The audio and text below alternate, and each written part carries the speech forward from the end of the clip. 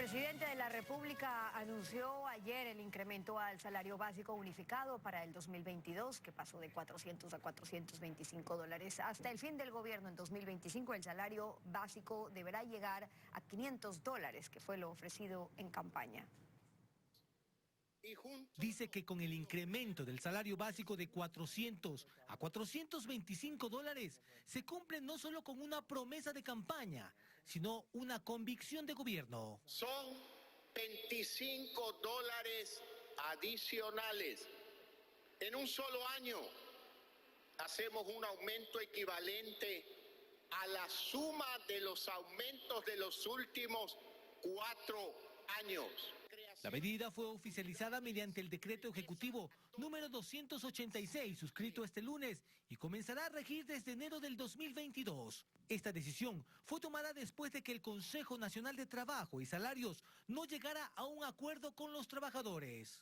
Porque ya es hora de mejorar sus ingresos, porque los primeros en recibir los frutos del despegue deben ser quienes más sufrieron la crisis y la enfermedad en la época de la pandemia. Para el presidente, este incremento porcentual es el más alto que ha tenido el país y que servirá para apuntalar la economía del próximo año.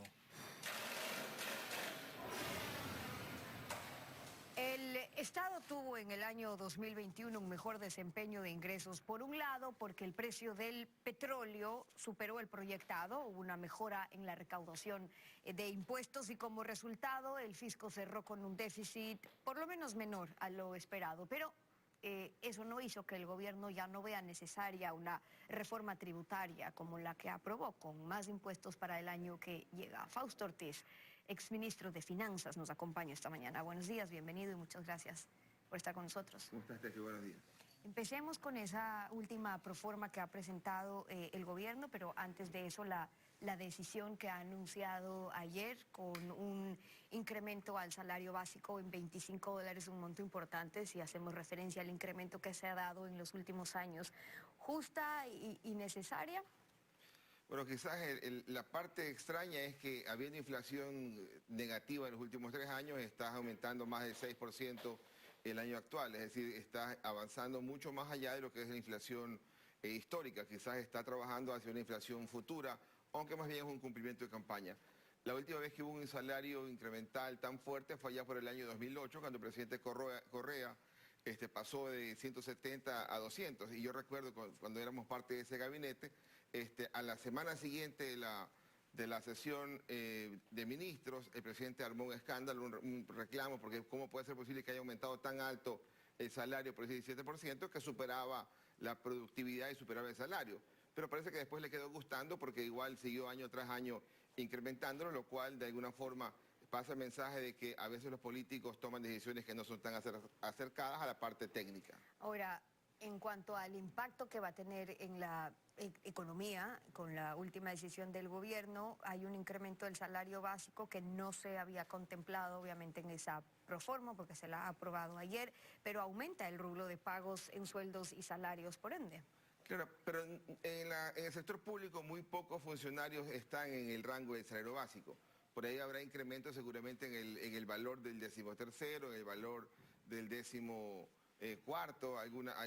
algún rubro pequeño que no impacte. La preocupación es que si hay todavía algún rezago de beneficios que estén vinculados con el salario básico unificado, entonces eso podría incrementarse, pero no debería ser un incremento tan fuerte. El mayor riesgo es en el sector privado. Alguien está por ser contratado el día de mañana y alguien luego dice, han subido, mejor esperemos un poco. Ese otra vez, detente una economía que quiere empezar a crecer, esa es la parte más dura. Hay mucha gente que sale de universidades, del estudio, hace el trabajo, más de 200.000 personas al año, esas personas son las que dicen, y ahora esto me beneficia, me perjudica. Lo más probable es que lo perjudique, pero vamos a ir viendo cómo la economía se desenvuelve. Ahora, el fisco va a cerrar ese año con un menor déficit, eso es bueno, porque siguiendo esa línea, el 2022 debería disminuir aún más, pero los gastos que estamos viendo en la proforma no bajan, aumentan en $1.000 millones. Eso es, ministro, lo que toca, justifica y decir que responde en su mayoría a este incremento anual que debe hacer el gobierno en educación y en salud, porque la Constitución así manda, me refiero al incremento del 0.5% del PIB. Sí, a ver, los gastos se incrementan, pero también se incrementa la economía como un todo. Frente al Producto Interno Bruto, ojalá el gobierno logre cumplir su plan cuatrianual que implica, si bien un aumento en el gasto, pero una caída frente al Producto Interno Bruto, que al final del día es lo que nos interesa. Lo mismo en el lado de los impuestos. El año pasado la economía cayó en impuestos a 12.300 millones de dólares, después de un 2019 que fue 14.000 millones. Pero en el año 2021, el actual, quizás lleguemos a 13.100 millones, pero pareciera que 13.100 millones es más que 12.300 y en números es cierto. Pero cuando uno lo compara contra el tamaño del Producto Interno Bruto, estamos exactamente en el mismo 12.5% del PIB. Es decir, de 2020 a 2021 no ha habido incremento en impuestos, lo que ha habido es una mejora en el Producto Interno Bruto. Y es la ley tributaria, este aumento de impuestos que hace el gobierno, la que le permite dar ese pequeño brinco para llegar después de 4 o 5 años en su plan cuatrianual y del Plan Nacional de Desarrollo, poder llegar otra vez al 13.5, que es el mismo nivel de presión fiscal, de presión tributaria que teníamos hace casi una década. Por lo tanto, hay que hacer un esfuerzo importante en el tema de recaudación, no tanto con más impuestos, pero mucho más importante en el tema del gasto. Y ojalá que el gobierno no se confunda pensando que tiene más plata por el lado de impuestos y que pretenda no recortar el gasto, que es la figura que tiene que hacer. Y además porque es lo que hemos venido viendo en los últimos años. Pero ¿qué pasa con los gastos? Yo le preguntaba si justifica decir, ok, hay que hacer un incremento del 0.5% en salud, en educación. Eso es importante porque a todos nos importa qué pasa con educación y qué pasa con salud.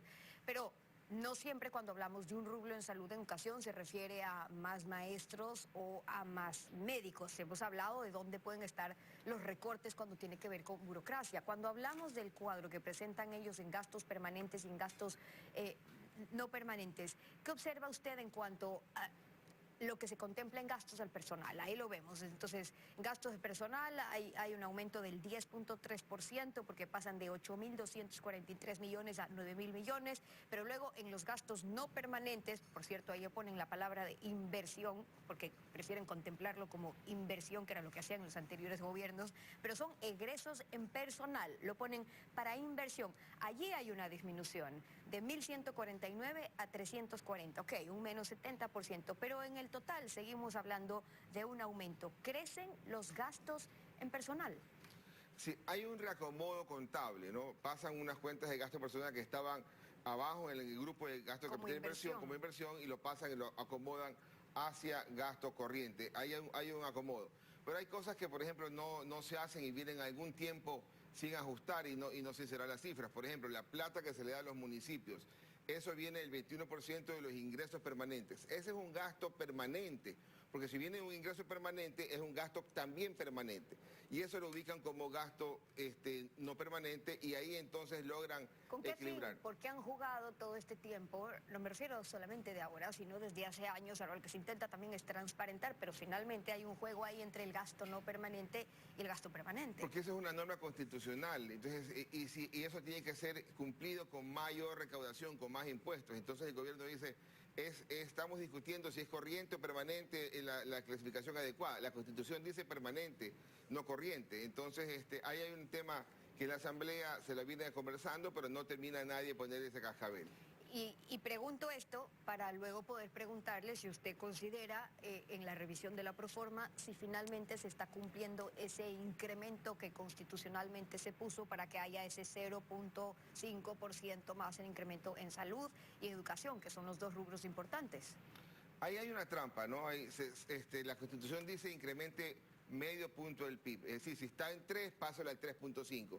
Pero acá los políticos no hacen ese incremento. Lo que hacen es, apruebo el presupuesto de educación, supongamos que sea 5.000 millones, eso es lo que lo apruebo. Le pongo el 0.5, ahora es 5.500. Ejecuto y no puedo porque no tengo plata, y entonces va a 4.500. Al año siguiente, partes de 4.500 y dices, ponle el 5%, el medio por ciento más, y llegas otra vez a 4.500. Es decir, estás patinando, no estás incrementando el tamaño del peso del sector de educación y salud contra el PIB. Hace 10 años, en el 2006, se hizo esa consulta, ese plebiscito, quedó así, se lo plasmó en la Constitución del 2008, pero ahí eran como 2 y 3% los gastos de salud y educación frente al PIB, y hoy día estamos iguales, 3%. Por lo tanto, estamos en esa suerte de que no logran incrementar el rubro de gasto de educación y salud, y eso se siente a nivel nacional. La salud no mejora, la educación no mejora, y otros gastos empiezan a tomar mayor importancia en vez de esos que serían los más relevantes. Y mientras esto pasa, le están pidiendo un esfuerzo a la ciudadanía otra vez, porque más impuestos significa eso. ¿A quiénes? A los trabajadores, a las personas naturales, que ya pagan, por cierto, bastante impuesto a la renta en este país, los trabajadores y personas naturales. ¿Qué pasaba con cada reforma tributaria en lo que venimos viendo en los últimos años? Y usted lo decía, ¿no? Más ingresos, más gastos, en lugar de menos. Y como consecuencia de eso, siempre falta, nunca alcanza. Cada año es una nueva reforma tributaria o este impuesto de solamente por esta vez. ¿Y ahora qué tenemos? Revisando el plan cuatrianual, hasta el 2024 podría durar este impulso del impuesto patrimonial mayoritariamente, y después ¿qué? ¿Van a necesitar otra reforma tributaria? Sí, el impuesto patrimonial es un par de años, ¿no? Estamos hablando del 2022 y 2023 y ahí desaparece y tendrías que buscar o haber recortado ya los gastos, que es la política con el Fondo Monetario acordada, o ver cómo mejoras la recaudación por el lado de impuestos y la economía reacciona. Nuestra economía cayó casi 8% el año pasado, este año quizás crezca arriba del 3,5%, el año siguiente ojalá crezca ese también un 3 o 3,5%, es decir, nos está tomando entre 2 y 3 años recuperarnos. Vecinos como Colombia, como Perú, que cayeron 10% en Perú, 8% Colombia, ya lo recuperaron íntegramente en un solo año. Es decir, algo nos está faltando, no nos estamos enfocando en la reactivación económica, que debería ser lo más importante, porque aparte que reactiva la economía, también genera el empleo, que es donde estamos muy golpeados como país. El escenario no pinta bien cuando tú dices pongamos más impuestos a las empresas, que quizás eso les resista la idea de invertir, y subamos el salario cuando también puede hacer que contraiga la contratación.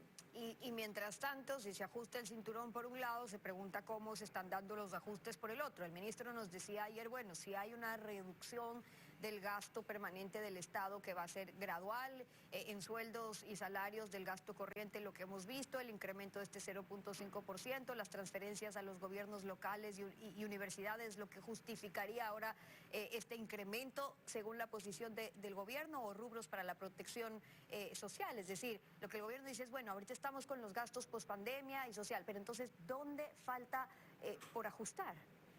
Ahora, no es una tarea fácil, ¿no? Nadie dice que es fácil recortar el gasto ni que también podamos vivir sin mejorar la recaudación. Estamos hoy día con un escenario de recaudación mucho más bajo que otros países de Latinoamérica.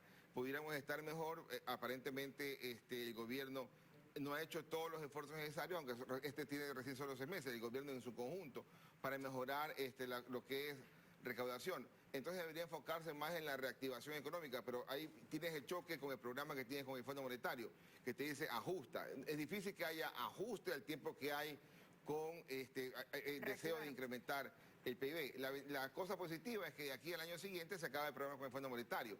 Fuera del Fondo Monetario vamos a ver si el gobierno se desata las manos y puede ir a un programa distinto.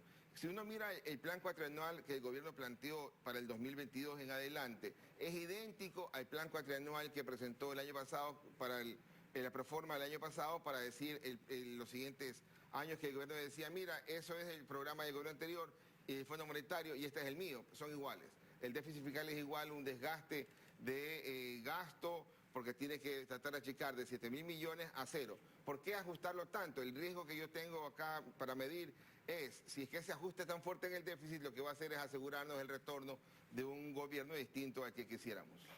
Para hablar del control y la evasión y la ilusión tributaria, cuando usted dice más recaudación, pero no necesariamente con más impuestos, y la línea del gobierno actual ha sido, mejorar la recaudación, no necesariamente con más impuestos. Hablábamos de la ilusión tributaria, evasión también. El ministro nos decía ayer, bueno, ya hemos recaudado 400 millones adicionales, que es importante, atrasos que estaban superiores a los 500 millones, que con la ley tributaria están incluyendo ahora mecanismos de mediación tributaria para todos esos largos procesos donde no cobran.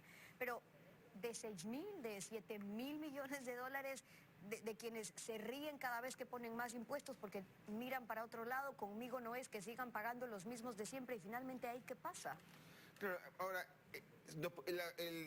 la alegría de haber mejorado la recaudación es superflua, digamos, es mentira, porque la recaudación pasa de 12.300 a 13.100. Pero cuando uno la compara contra el tamaño de la economía, que el año pasado cayó de 108.000 millones a 98.000 y ahora rebota otra vez a más de 100.000 millones, lo que estamos recaudando hoy día es porque hay más actividad. Porque la gente que el año pasado estuvo encerrada mucho tiempo, entonces ahora salió y pudo volver a consumir y a ver actividad económica. Y entonces estamos en el mismo 12.5, o sea, estamos recaudando en impuestos frente al tamaño de la economía exactamente igual que el año atrás en pandemia. Por eso el gobierno justificó claramente, y el Fondo Monetario que lo decía, tienes que ir a recaudar más impuestos. El fondo le decía, anda por 3 puntos del IVA, el gobierno le dijo que no, le dijo, voy a tratar de mejorar el tema de recaudación por el lado de impuesto a la renta, que es lo que ha planteado, y para poder tener algo de respiro mientras se hacen el resto de ajustes, entonces va por el patrimonial, que se le fue un poco la mano, sí, 2 años es demasiado, el fondo decía inclusive solamente 1. Pero hay que chequear que en este tiempo que tienen los impuestos temporales, que ya van varios años con el impuesto temporal, el gobierno hace la tarea completa y cuidado, nos estamos enfilando hacia una ruta de populismo en donde quizás las encuestas puedan ir siendo el norte más que la parte política. El exministro de Finanzas, Fausto Ortiz, hoy en Contacto Directo, como siempre, gracias por haber estado con nosotros. A ustedes. Vamos con ustedes a una pausa y cuando regresemos, la política anticorrupción que anunció el gobierno con la creación de una mega comisión con funcionarios del Estado, de la sociedad civil, pero la misma receta de gobiernos anteriores o qué hay de innovador. Volvemos con Germán Rodas, el coordinador de la Comisión Nacional Anticorrupción. Quédese usted en nuestra sintonía.